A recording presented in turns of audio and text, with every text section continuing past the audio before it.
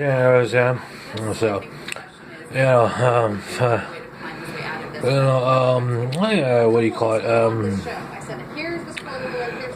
Democrats, what do you call it, in services and stuff, and I don't know how you convert absolute value of like healthcare and add healthcare into the equation and beyond healthcare into the equation of like to absolve a whole philosophy of a defunct system. But if you're talking about transition period, then there's a way to. He's there.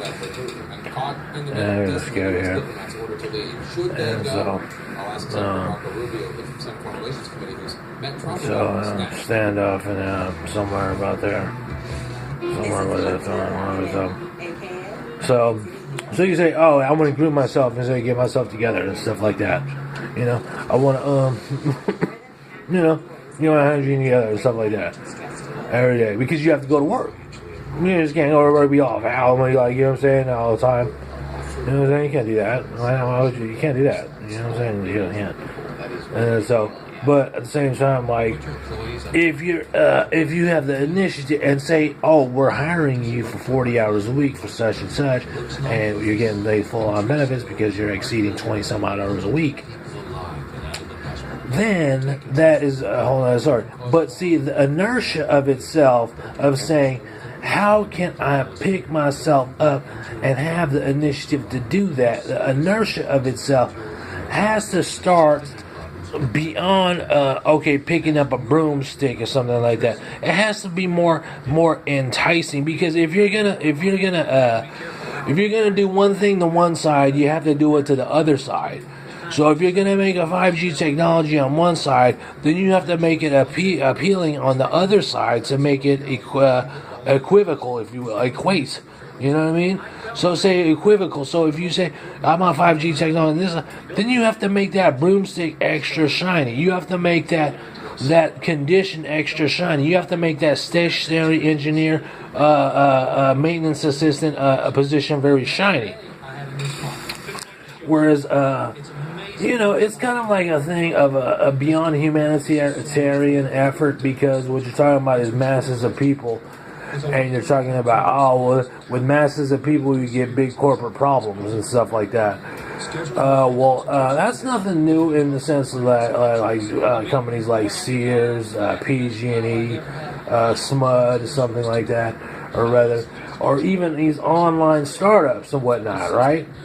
That's nothing new. But if you're taking 500,000 plus employees, and you're saying such and such, then what you have to add is a distributed property that is in that situation, and within those guidelines, what you're doing is you're adding benefits here. You're saying you're adding Bitcoin incentives to say, you do this, you get this. You know what I'm saying? In addition to aid for this.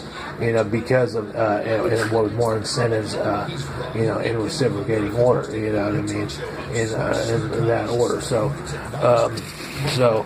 you say that's what you do. So you have to do one side. You do one side. You have to do to the other side. So that's all that is. And so you say, I can't. The inertia of me going to find that job or something. Then you have to put the money into the LRT, to have more transit, to have the bus running every 20 minutes instead of every hour. I mean, that's basically what you have to do. That's just an example. You know what I mean? If you're hiring day porters at the dealership, like a fleet of day porters, you know what I'm saying, at a high and stuff like that, to make the top dollar money, then you have to have a shuttle program provided by the city or whatever or something to have these incentives to have people to be able to commute to work and back until they can get their to find means buy a vehicle or stuff like that and stuff like that. So it's beyond a humanitarian effort, because you're talking about masses of people. But if you do it in a way that's distributive, and you do it in a way that's maybe Republican trickle down, if you will,